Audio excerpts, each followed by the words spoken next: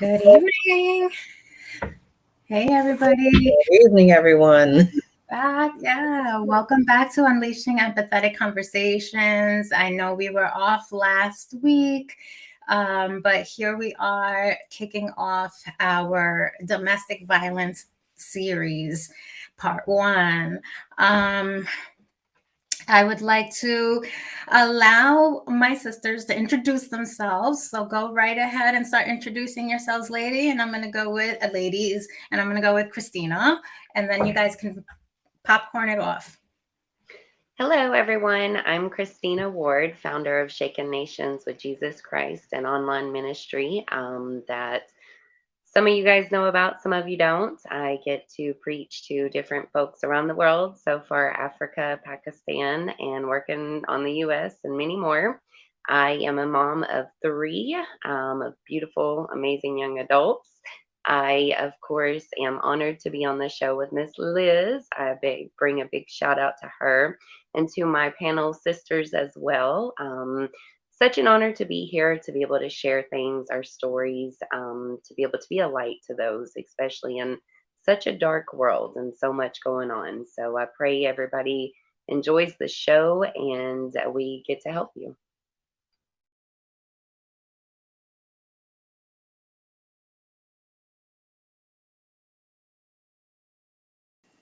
I'll go next.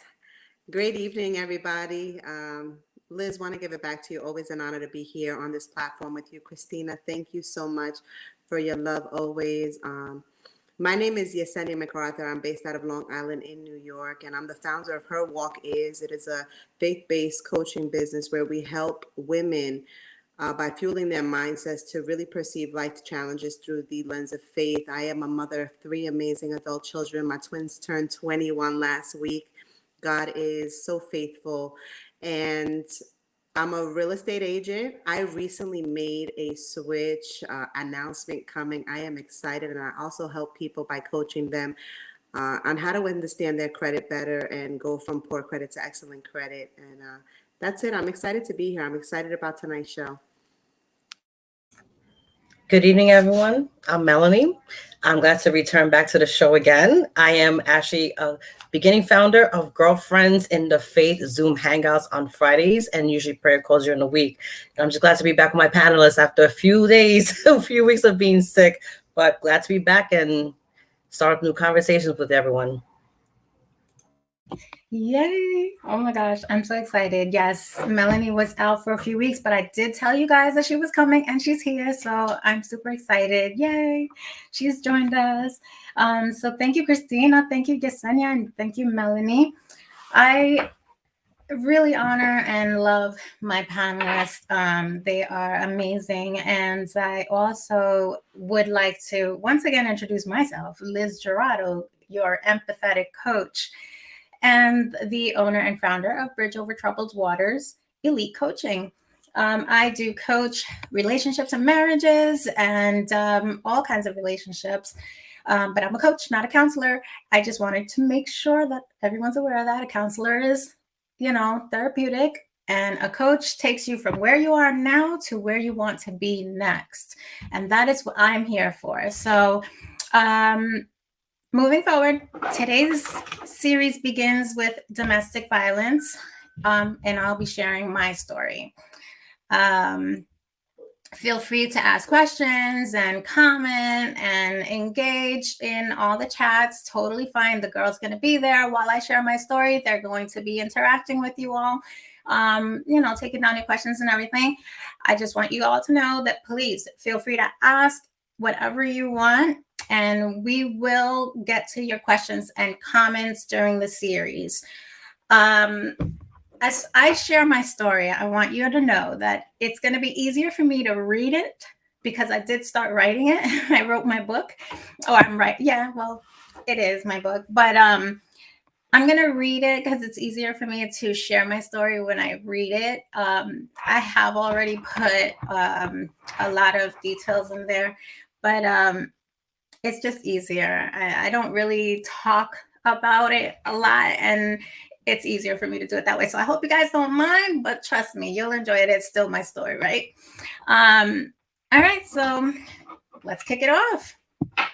Well, first and foremost, this goes back many, many years. I pretty much ended up in this situation right after high school. I was 18 years old, right after high school. And it didn't start right after high school. It started a couple of months later, but I'll share my story. And, I share it every year, but I only share a very small portion. But let me get to it so that you guys can enjoy. Not that it's enjoyable, but all right. So if you really want to know, and please excuse me if I'm looking down because I am going to be reading it. I'll try to look up as much as I can. But if you really want to know, I'm feeling anger, sadness, frustration, disgust, etc. The list goes on. I'll try to describe to you in writing what went on as best as I can. But just know this, it's not going to be easy. So please, please bear with me. I was so happy. So happy. I was happy at one point. It was like a fairy tale. I was hurting from my past, but feeling like I would never be hurt again. So I was happy. I thought, hey, this guy was nice and he looked great. He resembled the Rock at the time. Yes, he did. He actually did. While The Rock was a wrestler, he resembled The Rock to the T very, very much, which is why I hated The Rock. I couldn't even look at The Rock after I left that situation, but that's over and done with. The Rock looks good now. So as a matter of fact, yeah, they were almost like identical twins, but I said that already. And that didn't matter to me. I do have to say this guy, he was also a wrestler. He was all county for Nassau County wrestler, all state, almost made it to All America, but then he suffered an injury and that prevented him from winning the All America Championship. He lost by 1 point, so that wasn't, obviously made him really angry. Well, it happens, right? He is very well known where he lives, or was at the time. I thought, this is going to be great. Every morning when I woke up, right there in front of the mirror was a beautiful red rose. Every single morning, no lie. It was almost perfect. I lived in such a nice town, or city as they call it there. Everything was at walking distance, including the pier. The pier was on one side of me and the ocean was on the other. I literally lived right on the beach, or right by the beach. It was a walk away. I couldn't ask for anything better. And that was in late 1996. Well, in late 1996, summer of 1996, in August, I started college. And college was the one place I wanted. And I started in the one place that I wanted to go. I wanted to go to Briarcliff College. And I got into Briarcliff College in Lynbrook. And I was really, really excited. Lynbrook, for those who know Long Island, Lynbrook in Nassau County. It was a pretty small campus, but it was nice. It was great. Everybody was very close. We were like family. I was majoring in computer and office technologies at the time, right? Because I love computers and all that. I was so excited. But unfortunately, 1 week later, that's when everything started. It was a dream and it was over. It was too good to be true. But I will never understand what I did wrong. Going to school the following week was hard, but I went and I still enjoyed it. Getting up every single morning was hard, but I still got up. Coming home from school was hard, but I still came home. Getting through the day was hard, but I still made it through.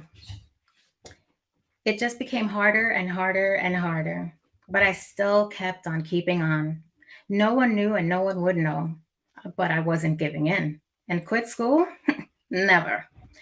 They would have to drop me before I decided to quit school. That was the one dream that was still well a reality, and I wasn't going to stop dreaming. Even though everything else became nothing but a horrible nightmare, it was very far from perfect. I'd get up at 7:30 to be ready at 8:30 and take the 8:55 train into Lynbrook for a 9:30 class at school. I do this every single morning, and that changed. I'd still be up at 7:30, but I wouldn't be allowed to get ready until 8:50, just 5 minutes before the train left. Many times I missed the train, but I just got on the next one and went to school anyway. And that too became a challenge within time. I tried to get me out of the house, or he tried to get me out of the house, looking as though I didn't really care about myself. He didn't want me to have my hair done or anything, but I wouldn't give him that satisfaction. I made sure I looked very decent every single time, and he hated it. He had to have things his way all the time. I cleaned up the room and the apartment, but he went and messed it all up right behind me just to make it look like nothing had ever been touched. I cooked breakfast, lunch, and dinner, and everything I made was done wrong, but he ate it anyway. He had to pick up his mother from work in Far Rockaway, Queens at the time, every day at 3:30 p.m. And he dragged me along even if I didn't want to go. Wherever he was, I had to be right there behind him against my own will. Get this, and one night we went out dancing. That's where I met him. So we went out dancing and I bought the same drink I always buy, always bought. That was back then. It was a Sex on the Beach drink, and I only had one. That's it. It seemed that something must have been done to this one drink because it was so bad that I couldn't really even have not even one more. I never vomited after drinking ever, unless I really overdid it. And that was back then when I drank, right? Because I wasn't a Christian then. And regardless, I hardly ever vomited. It's just not me. I could not keep myself up, and I called it an early night. Well, the next day I was hungover so bad, I felt as though I had been run over by a dump truck. And on top of that, I was already sick with a very bad cold. That morning, he had to be in Elizabeth, New Jersey for a tryout, for the UFC, the Ultimate Fighting Championship. Yeah, he got into that so deep that he thought he was one of them. That was on the TV day and night, day and night. That's all we used to watch because he was such a fan. Anyway, he dragged me in the wee morning hours to New Jersey with him and his friends. I remember that his mother asked him why he was making me go with him, and he said that I wanted to go. Not true. His mother seemed to know that very well. I didn't want to go. And then she asked me, why do you want to go if you feel the way that you are? He looked at me and I knew I was supposed to answer. I knew what I was supposed to answer. So I said, no, I want to go. She didn't believe me, of course, but I reassured her and I went. Even though I didn't really want to. I knew what I was in for if I had said otherwise. So we went on our merry way, and it was hell, I tell you. Nothing but yelling and degrading me the whole way there, threatening to leave me in the middle of the interstate on the way there and on the way back, fighting with me, grabbing me, hitting me, punching me, pulling my hair while trying to mess it up. It just kept on going. Things would happen, and his friend and I would look at each other because we just knew him too well. We knew when he was going to get upset. He pulled into a gas station and fought with me to get out of the car. I was scared and I didn't want to get out. His friend tried to calm him down, but that only made things worse. He pulled me by my leg and tried to grab me by my hair to pull me out. And after finally realizing that I was not coming out, he tried to be nice and promised me that he wouldn't do anything but talk. Stupid me. I finally came out. He pinned me up against the car and questioned me about why his friend and I were laughing. I explained to him that he was so predictable and we just knew that he was soon to get upset about something that had happened. And that just enraged him. He threw me in the car and took off like a bat out of hell. He continued to threaten me all the way there. And I guess it made his ride a lot smoother. It was horrible both going and coming, and that was that. But what the beginning of this horrible time really was? I had started school, and that's when everything started. I had to do favors for him, in order to be allowed out of the bedroom. I was told what to wear many times, and many times still wore what I wanted. My biggest downfall was my hair. I did my hair, and he criticized it. I believed him. I was very anal when it came to my hair. I changed it up many times. When he finally said, "That's it, keep that look," I believed him and I kept it. Many times it was nasty. I was big on my hair, and maybe that is why I don't bother with it much now. Actually, that was quite a few years ago because I love my hair now. But anyway, every day was the same routine, and every afternoon was another. Every night was UFC before and after the gym. And oh, the gym was a must. And he dragged me there too. I'd work out, of course. That benefited me, and I took advantage of it. Weekends were spontaneous, except for the UFC and the gym.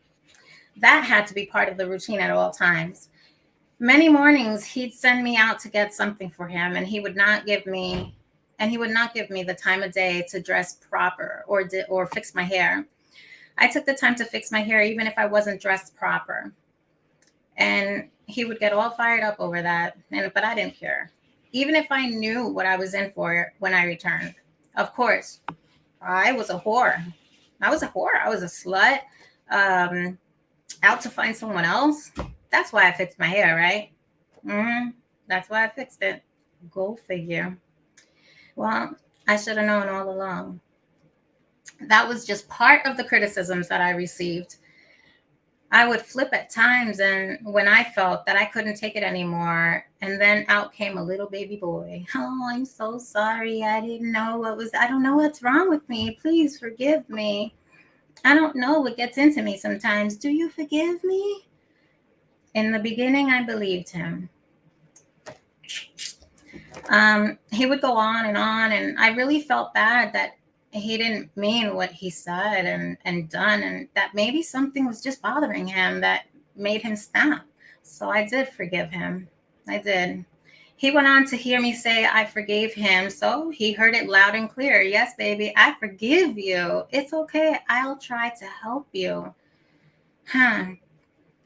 Well, it was over for a few hours, but something would spark it up again, and eventually that became a routine in itself to simply apologize after every single incident, and I would be forced to accept it, or it would start over and over right then and there. He would literally stare at me while asking if I believed him and if I forgave him, and demanded that I answer at that very moment. And if I said no, he would go into a spin of rage and scream at me again. "No, no, you don't believe me. You don't forgive me. I'll give you a reason not to believe me or forgive me." So many times I had to say, "Yes, I believe you. Yes, I forgive you." I had to go through all of that just to shut him up and get a break from everything. It was extremely exhausting. Eventually, I just zoned out 95% of the time. I just couldn't take it anymore. And he had destroyed me so bad and so deep, I had no self esteem left. I felt as though I had no other purpose. He did a great job at making me feel that way. Anyone have an Oscar? He would have won that one for sure.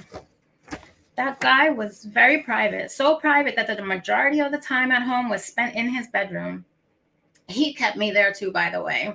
It was my dungeon. I was all out of the room. No, I was only out of the room if I was cooking for the restroom or the shower to eat. But we even ate in the room lots of times. All conversations that we had were his business and no one else's.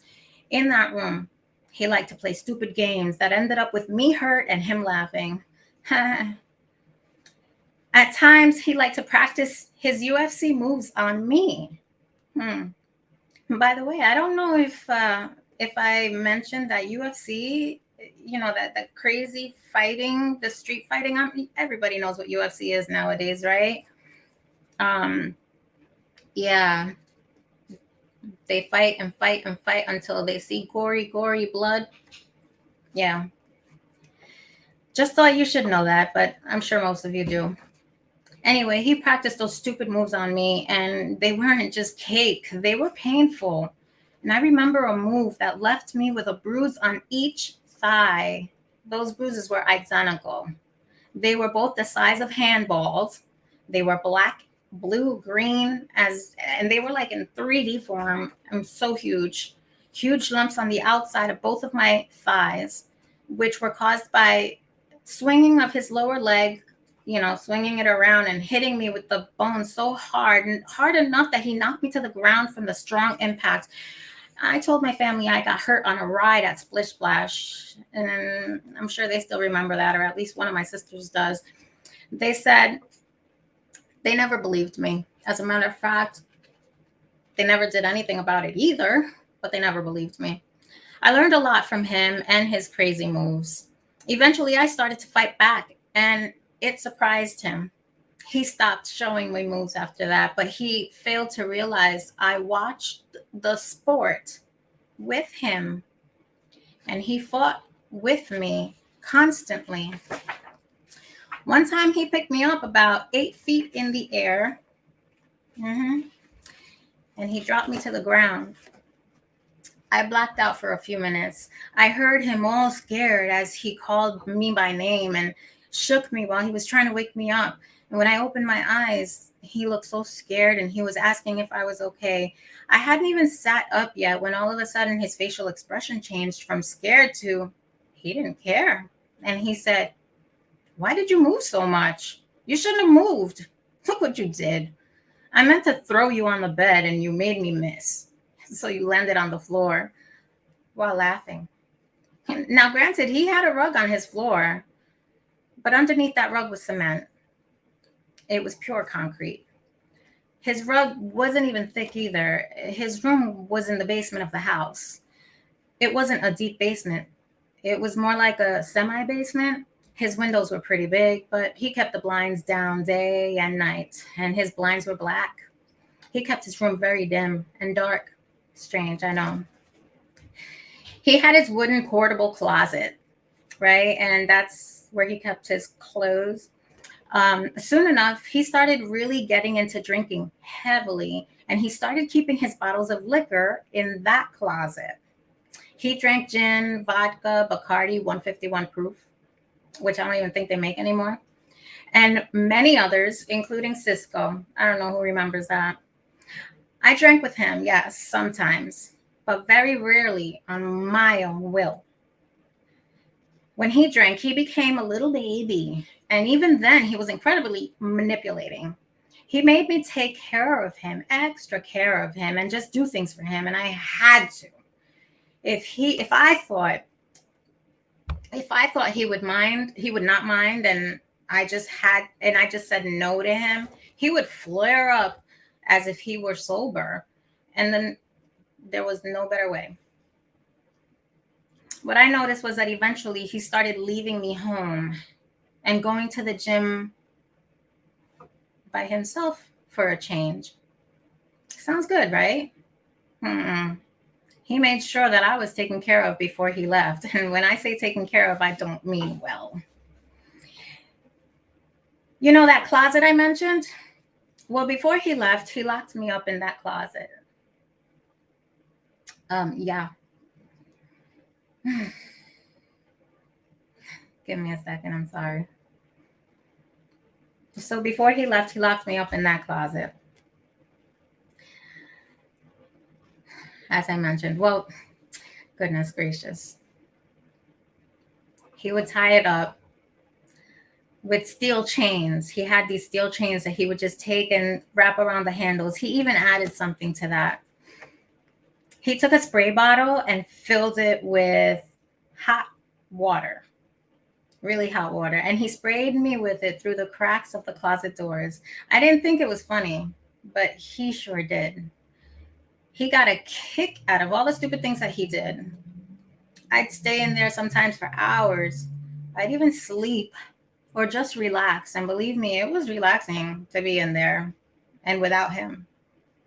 Eventually, he'd get back and unlock the closet door laughing, "Get out of there," he'd say to me, as if he hadn't put me in there. Then he started other things. Sounds like he always had something in mind, right? Well, that's because he always did. I was always busy. Or I was a model too, by the way. And he made me put on his choice of clothing and model for him. And he would take pictures, lots of pictures. One night, he made me put on an outfit, which I happen to really like actually, until he cut the long skirt into a mini skirt. He made me put it on and drove into Far Rockaway, Queens. He went to a specific spot and told me to get out of the car and stand there and that he would be right back. I guess he parked somewhere, but he came back walking and he treated me as if I were his prostitute and he were my pimp. He would touch me in public and then tell me that he will be across the street watching to see how much attention I'd get. I felt like running most of the time, but I was afraid of the worst things happening to me. Anything worse than what he was doing.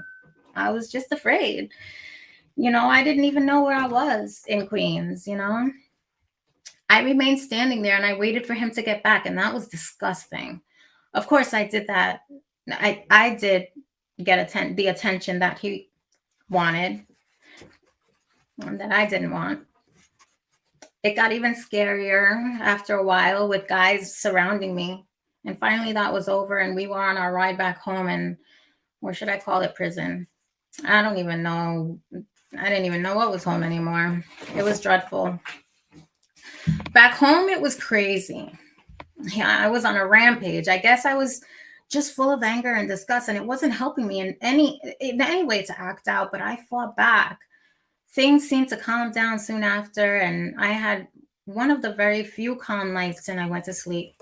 The next day I got up for school, picked out my favorite skirt. As a matter of fact, that one was my favorite skirt. What got into him? I'm not sure, but I became enraged at the ridiculous remarks that he started to make and threats about cutting up my skirt to get rid of it, just like he did the other one. This pushed me to grab a scissor and destroy my own skirt. I said to him, "Oh, I'll cut it for you." So I did. He was amazed and he kept on telling me to stop. I said, "No." He said, "No, don't do it. Don't do that. What are you doing?" And I turned to him and responded, "Oh, like you care anyway. Isn't that what you wanted? Well, that's one less thing for you to do or worry about, you piece of, well. As I walked away, he grabbed me by my hair and flung me to the ground. "What did you call me?" he asked. "You're not deaf.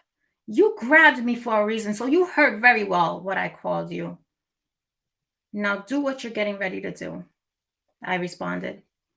And he did. But he wasn't hitting me.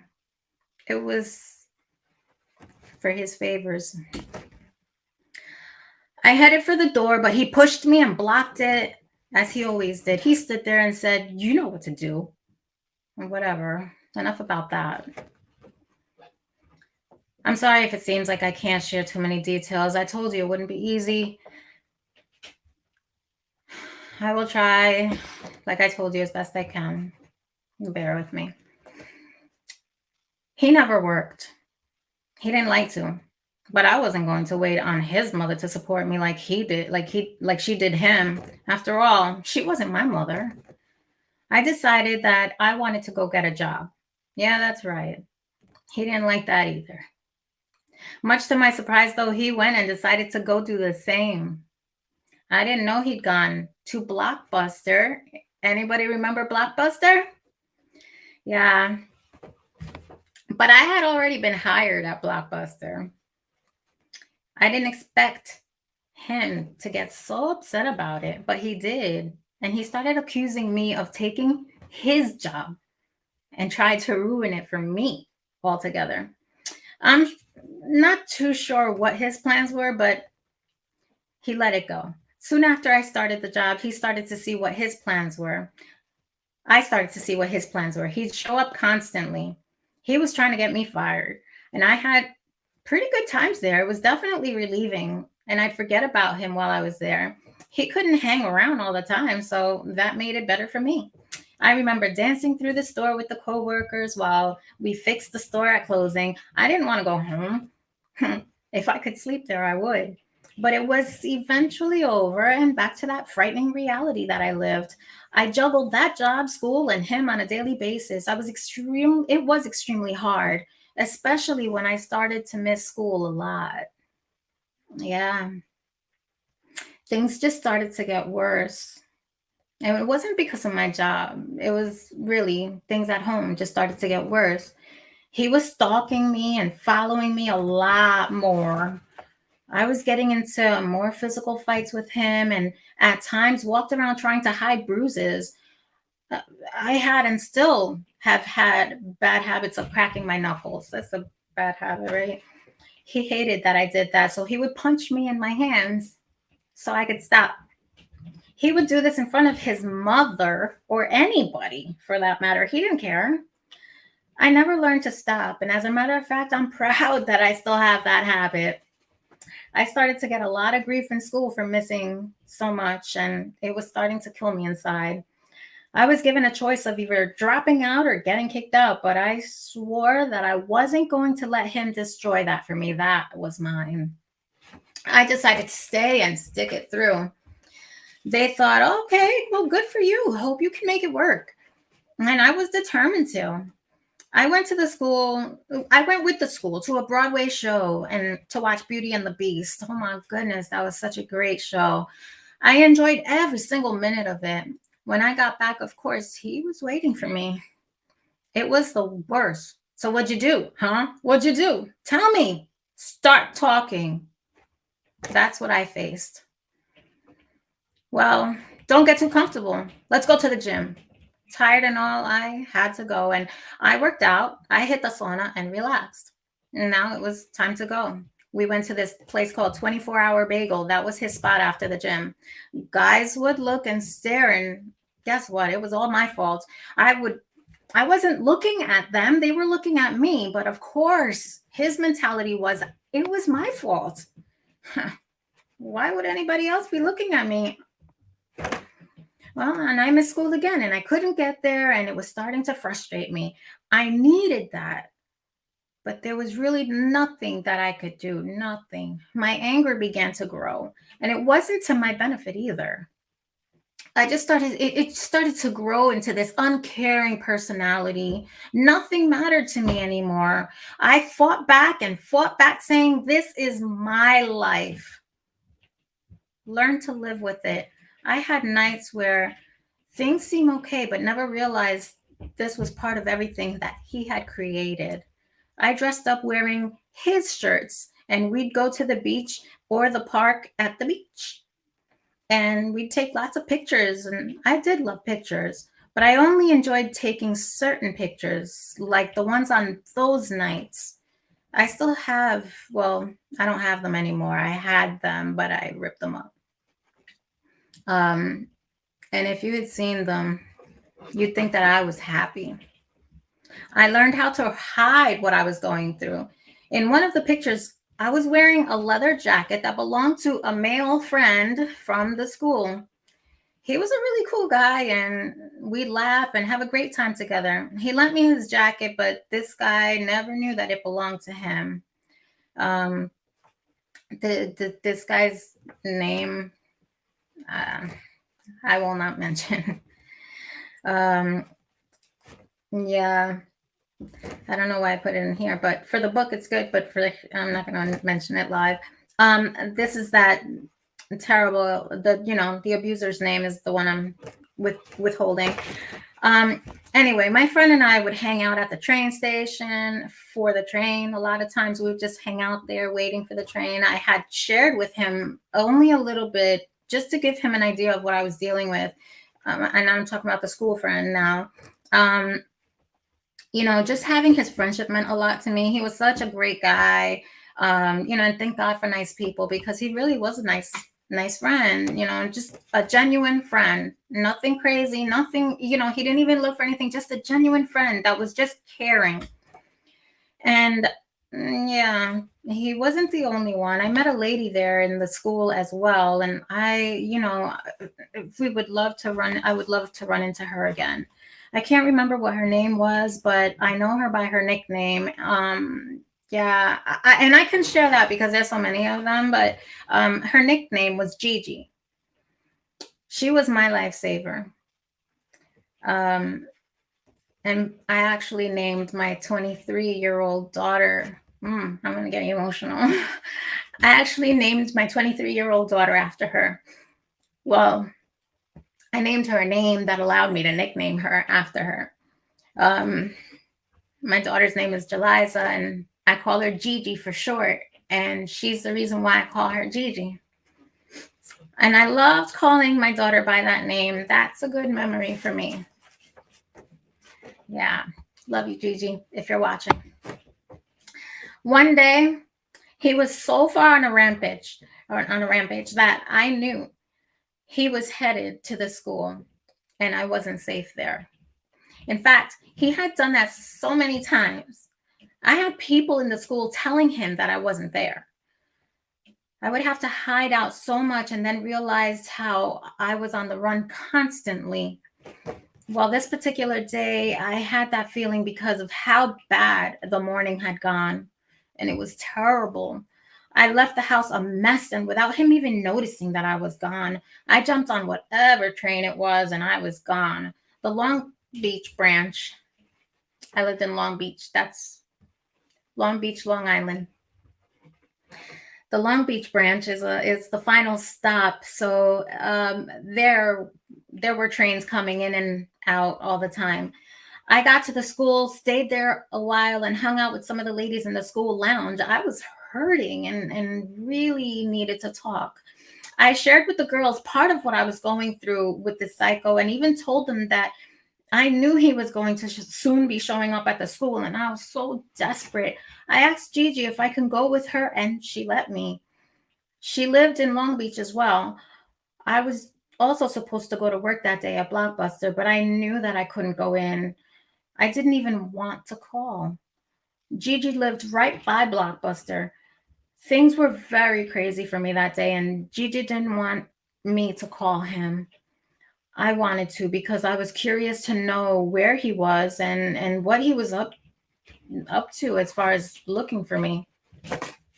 I did call him. I couldn't block the number because they did not accept private calls. Well, his house didn't accept private calls. I don't think we had cell phones then either. So he didn't have a cell phone to call. I was calling the house. He was trying to be nice. Or did they have cell phones? No, he didn't. Okay, so he was trying to be nice. And he kept telling me, please come home, that he wouldn't do anything stupid to me. But I knew him enough to know that that was a lie.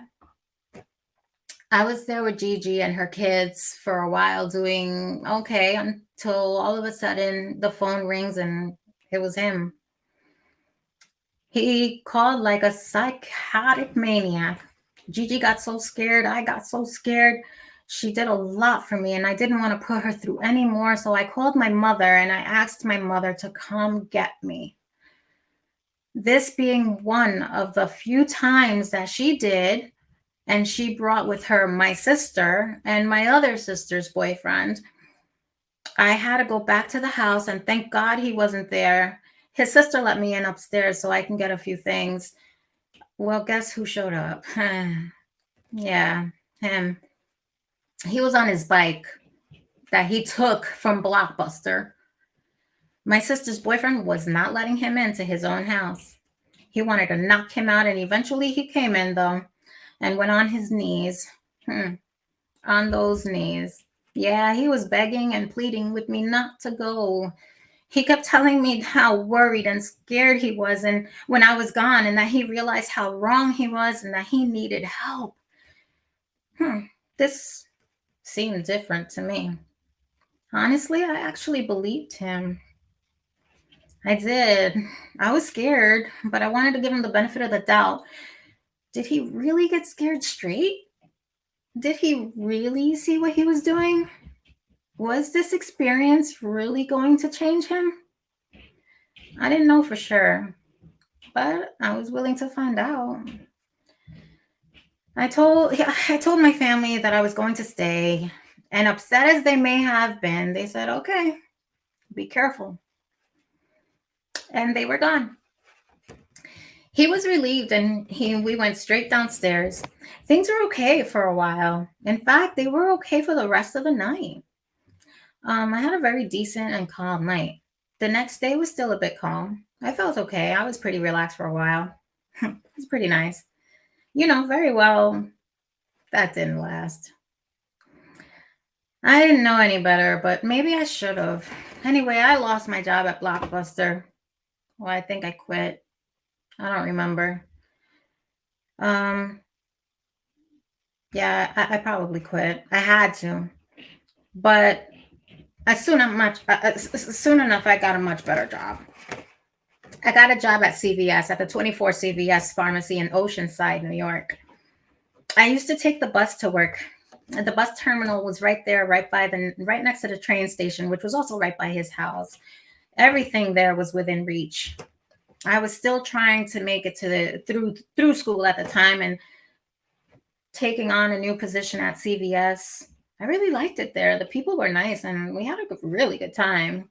Well, what was it with this guy? He showed up wherever I was. I worked afternoon and evening hours, and the next thing I know, he was working the graveyard shift at the same exact CVS. He was hired. Well, good for him, I guess. Hopefully, I'll be able to at least have a good night's sleep since he's not there. Who was I kidding? He was a terrible employee. He was just there to spy on me and just be his annoying self, and he ended up fired for it. Not surprising, because he wouldn't even work his full shift. He'd leave, or he just wouldn't even show up. Instead, he'd be waiting for me outside when I came out, and things just became unbearable. I wouldn't let my job go, though. One night he didn't show up, and I volunteered to work his shift until 7 a.m. I pulled a double, but I was up for it. I wasn't tired. I did anything to not go home. And he was heated. He came in asking me, "What are you doing?" And I responded, "I'm working. What are you doing?" "And this is supposed to be your shift, and you didn't even show up for work. So what are you doing here?" He expected me to leave with him, but he was out of his mind. That was my time. Well, eventually he left. I met so many people there at CVS, um, including this one girl who is still a friend of mine today. She is. Yeah, she is. And I'm smiling because I just remembered who she is.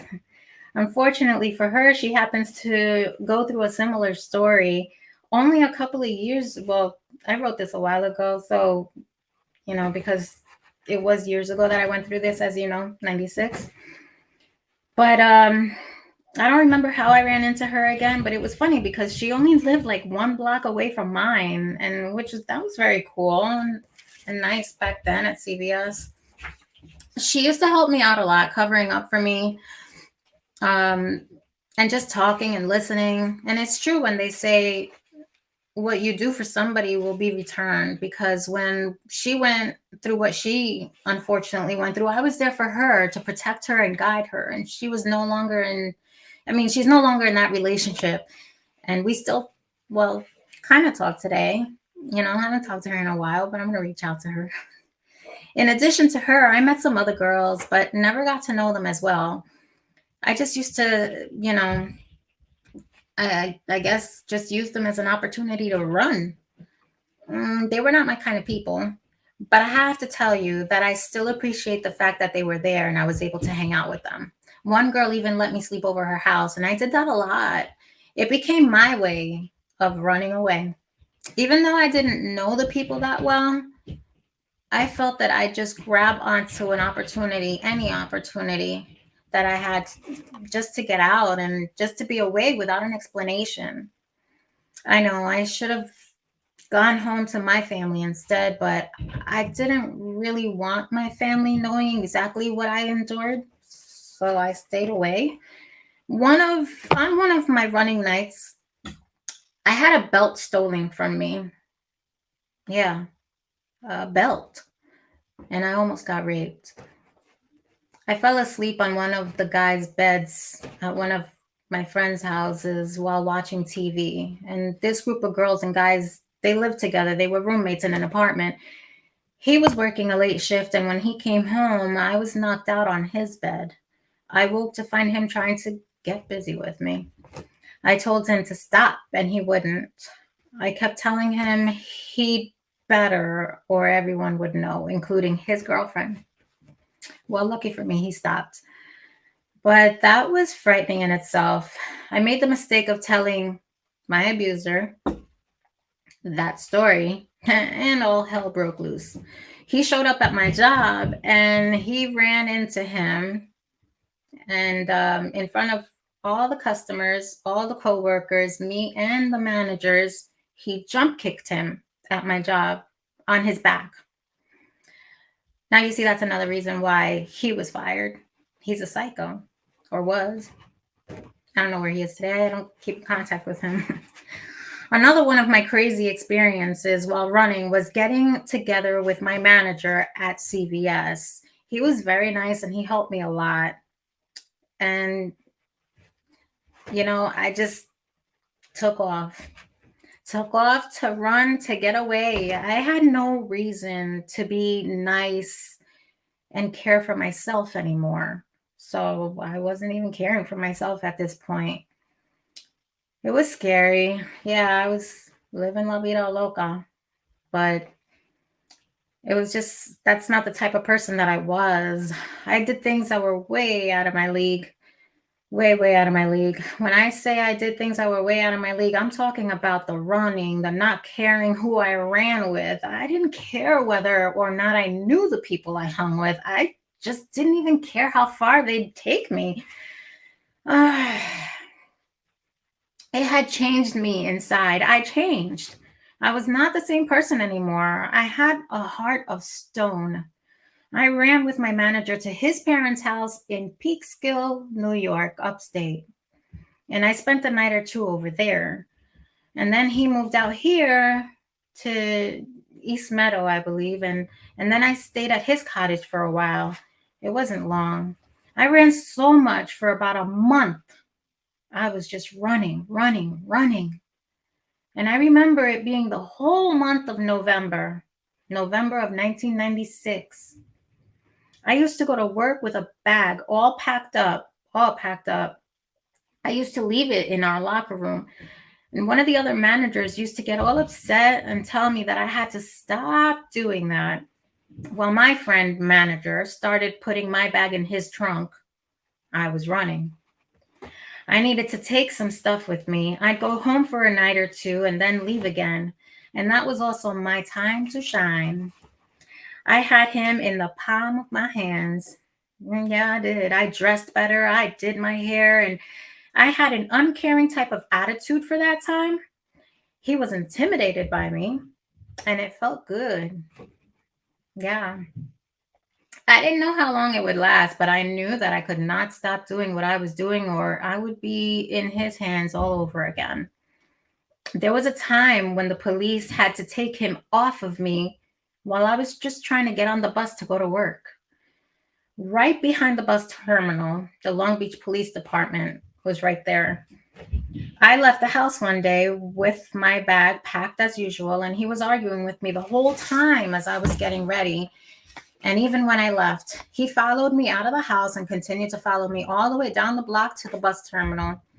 The whole time he walked behind me, he was crying and begging me to stay and not go. I ignored him, continuing towards the bus terminal. And when I got there, the bus wasn't there yet, and he became so embarrassing.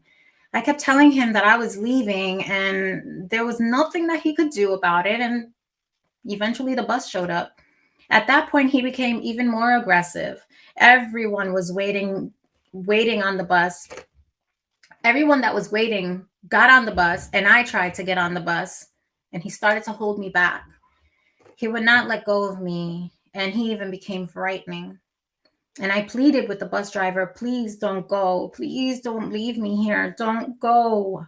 The bus driver did not, and he would not leave, but he didn't say a word either. this guy, abuser, grabbed my bag and kept on pulling on me. And I was so scared. I was in tears, not knowing what to do. Apparently, someone on the bus must have called the police because a car drove up from behind the bus terminal and out came a police officer. He grabbed onto him and pulled him, telling him to leave me alone and let me leave. And even though he was pulling me back, he acted pretty calm and nice. And so he began crying hysterically, telling the officer, "You don't understand, officer. I love this girl. I don't want her to leave. Officer, please understand me." And the officer said, "Yes, I know. I do understand. But she wants to go. Just let her leave." He pleaded with the officer continuously, even when the officer picked him up and took him off of me and told me to go and get on the bus. So I finally got on the bus, and the bus was completely silent. Everyone on the bus. I sat down and broke into tears. That was over, but eventually I did get tired of running and thought everything would finally get better. So soon enough, I just went back home. I was better again for a little while, but again, that didn't last long. I went to work and back, and everything was okay. School was still a challenge, but in no time, oh, I'm sorry, I was reading a comment. Okay. In no time, I apologize. So in no time, where was I? It was better again for a little while, but again, that didn't last long. I went to work and back and everything was okay. School was still a challenge, but in no time, I was kicked out. I was kicked out of the school, and that was it.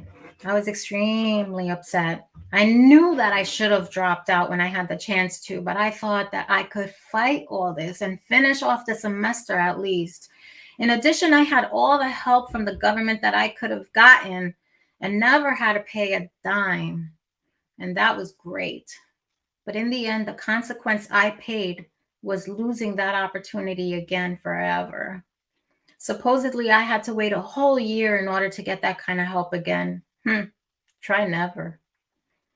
I could still get financial aid, of course, but that help, the help that I had then would never again be given to me. Well, anyway, I want to stop there because we're running short in time, and I didn't think it was going to take me this long. Honestly, it didn't take me this long previously. In all honesty, it's I don't know if you guys noticed, it was a little bit traumatic for me reading my own story.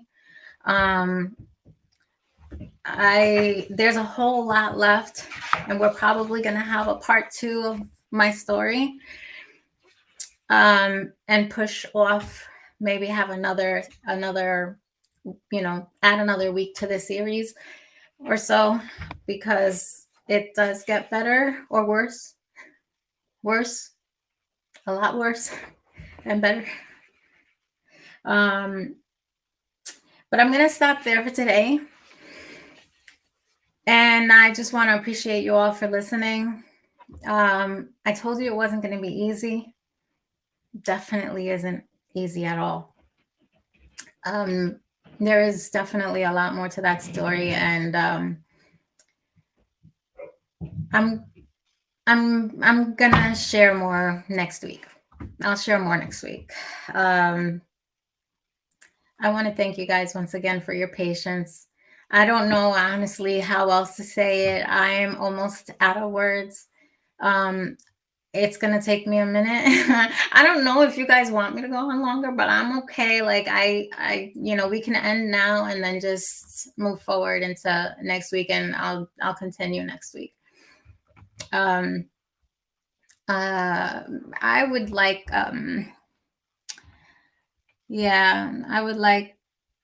that's exactly what I was going to do. I was going to ask my panel members if there's anything that they would like to say before we close out for the night. Yeah. I'll, I'll share something here. One, I want to thank all the viewers for listening in and tuning in. I know that Antoine, we want to shout him out. He did say that his mom did go through something like that and she was able to be delivered, and through therapy they got through it. So I want to encourage you, Liz, because it takes a lot of courage to relive a traumatic story, whether you say it, whether you read it, whether you're answering questions because someone's asking. It takes courage to speak. And yes, I agree that I could hear it as you shared, that it's almost like you were reliving it. Hmm. And so I don't know what it's like to be in a domestic violent situation, but in hearing you share the story, I can only imagine all of the fearful nights, all of the times you felt, am I gonna make it? Is this the last time? I can't even fathom. And I just, kisses to you. My heart is filled, and empowered because you were strong in sharing. Um, I would have been okay with you sharing the full story. I mean, I can't make that decision on my own. And of course, you have to be okay with that. And to doing it next week is perfectly fine as well. Uh, but know that we're here. We're your sisters. We love you. And of course, Christina's going to speak for herself and Melanie's going to speak for herself. But I'm proud of you. And I'm glad that you're here, that you're on the other side of that story, of that experience. Thank you. Thank you so much. I really do appreciate that. I will not lie. I am a little shaken up. I really am. I am shaken up, and I, woo, there's still a whole lot more to share. I'm not lying. Yeah, my book is about 30 pages, and I didn't share that many. um, but ladies, I thank you so much. I am shaken up. Yeah, yeah, it was reliving it. And I know that it's not easy, and I'm gonna relive it again next week. I would definitely stay on another hour, but again, I think for now we're okay. And I'm gonna let go ahead, Melanie or Christina, whichever one of you want to share. Hey, good evening. So I just wanted to thank everyone that I've been like dialoguing with on the Facebook chats, and I graciously was able to share with my lovely Sophie Velasquez, who's actually joining and watching right now, and she holds a support group on Facebook for domestic violence overcomers and people that are still facing it right now. So, Sophie, I hope you do tune in and encourage other sisters to come in as well, because we all have a story to share. We're all overcoming. And the blessing is that anyone who's out there watching right now, we are women in the faith who has dealt with that in the past. And through these circumstances, we were still tuning in and seeking God, through these trials and struggles. And we want to also show others that they can come out of it. They can come out of it. You don't have to be stuck. So I hope that these stories that we share will be an encouragement to, if it's not many, but just that one who could tune in and watch. We want to reach that one. So I thank you, and I hope you all can just tune in as the next couple of weeks we share our stories. Thank you, Jasenia. Jasenia. Thank you, Melanie. I'm sorry. I'm shaking up. Can you tell? Thank you, Melanie, for sharing. Yeah, that's awesome, Sophie. I too have a support group on Facebook, Domestic Violence Awareness Support Group.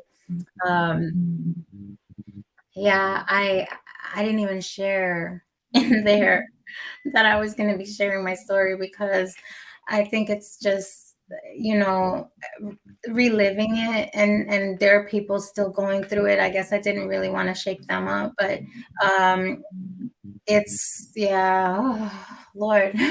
I'm gonna move on to Christina. Thank you, Mel. Oh, girl, my heart. Um, you about got me in tears, Mama. So I, of course, want to share, with us ladies, we don't know every single thing about one another at all. We're going to actually be learning things on this show about one another that we had no clue about. We know Liz had been through some stuff, but I had no clue.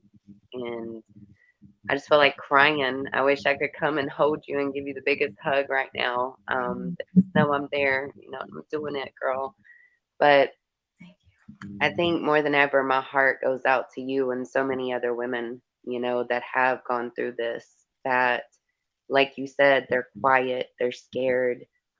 They think some of them think there's something wrong with them. It's their fault. Some of them live in fear because of their kids, because they may be threatened with their life. And there's help out there. The biggest help is God.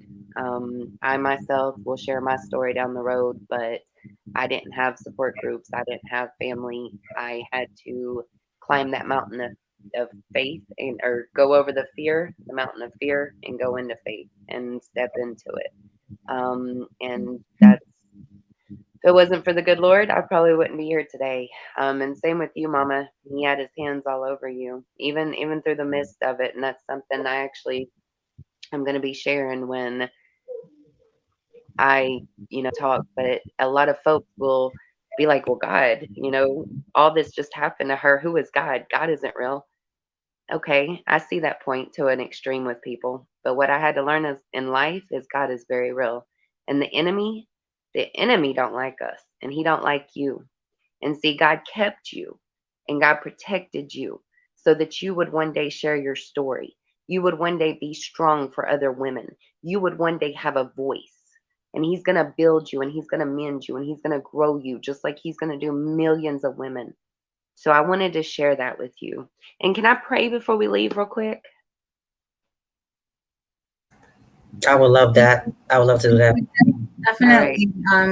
We could do that just before we leave. I know that you have to hop off real quick. Just to end, for ending the show, I want to thank you, Christina, for sharing that.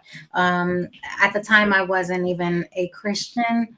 I was a backslidden Christian, and made my life even more difficult. But I know that there was a purpose in everything that I was going through, and God was with me regardless of my sins.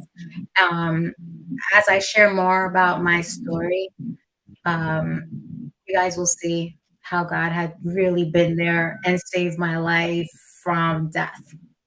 And so we'll get to that. But we're going to end for today. I want to thank you all for tuning in and watching with us.